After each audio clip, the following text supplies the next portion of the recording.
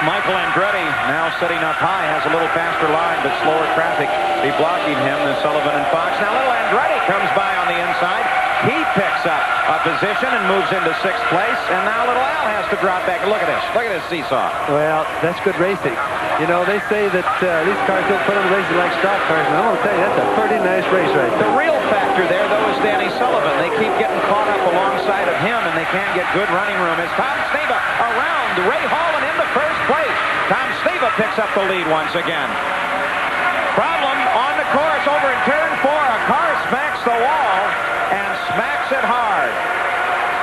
Phil Krueger, this is the 3rd time in the 4th turn, and this time it's serious.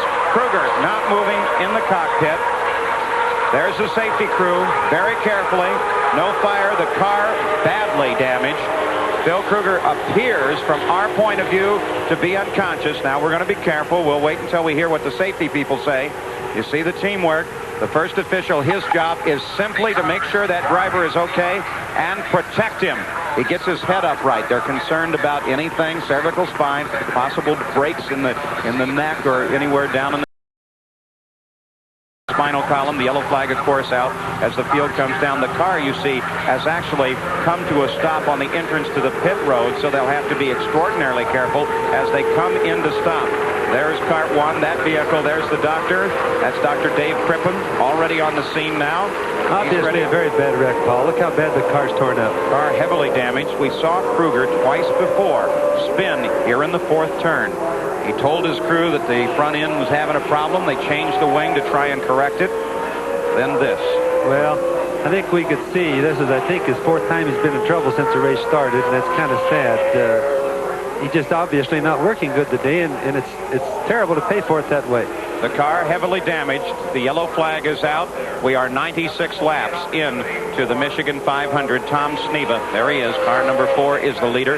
Bobby Rahal in 2nd place. We've just had a yellow. This shouldn't be a time when any of the leaders would come into the pits, but again, the matter of strategy comes into play. The biggest problem right now is going to be, and you're not seeing it right now, now you're starting to see where Tom is. See, look at all the stuff on the racetrack. That's all race car pieces. Now, those drivers have to miss every one of those pieces, or it's potentially a flat tire. There's Tom coming into the pits right now. Our leader, Tom Sneva, comes down under the yellow. The strategy beginning to play, and so Bobby Rahal will assume the lead, and it looks like it's going to be a very long cleanup time. Now, we should also point out, Bobby's called your attention as we watch Tom Sneva making his stop.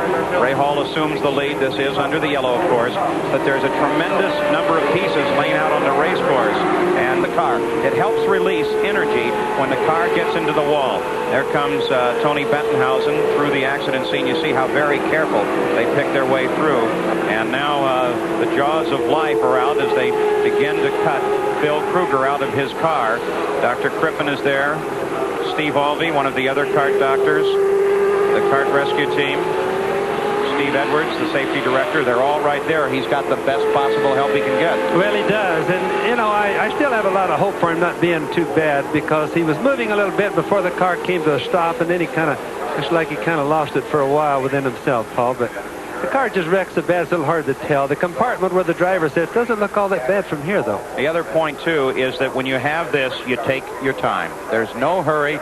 You want to get him out just as easy as you can. If he's injured, you don't want to hurt him anymore. That's from your days. It used to be that a guy'd get hurt more by the way they yanked him out of the car than by what actually happened in the accident. A lot of times you get hurt, they just grab a hold of him and pull you out. And if your legs were stuck down below, your legs just got all crumpled up getting out of there. There's Phil Krueger. You're looking at it in replay as the car slid off the wall. It obviously got heavy into the wall with the left side.